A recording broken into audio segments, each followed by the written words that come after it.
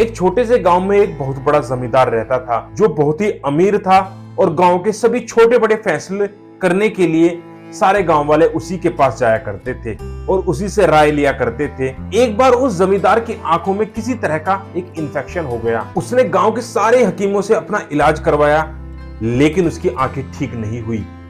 जब भी आंखें खोलता तो उसे बड़ी तकलीफ हुआ करती थी।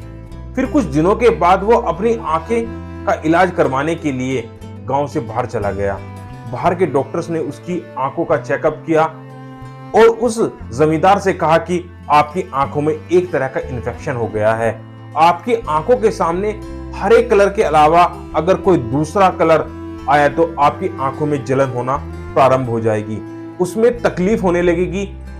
अब जमींदार ने यह बात सुनी तो वह डर गया और बहुत ही परेशान होने लगा और अब वो जमींदार ज्यादातर अपनी आंखों को बंद ही रखने लगा क्योंकि उसके आसपास जो चीजें थी वह हरे रंग की नहीं थी।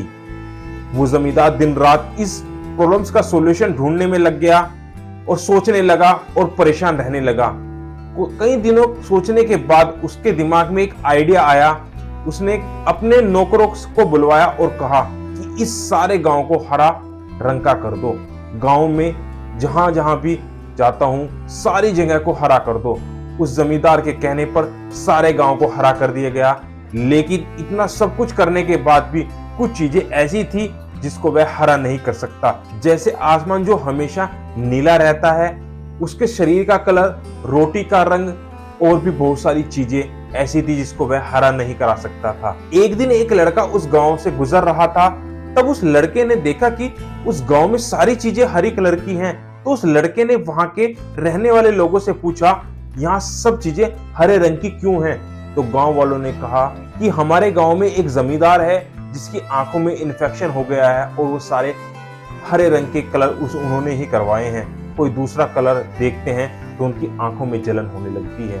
ये सुनने के बाद वो लड़का उस जमींदार के घर गया और उस जमींदार से उसने कहा, आपने अपनी आंखों की वजह से पूरे सारे गांव को हरा करा दिया। इस प्रॉब्लम का सॉल्यूशन तो बहुत ही सिंपल था।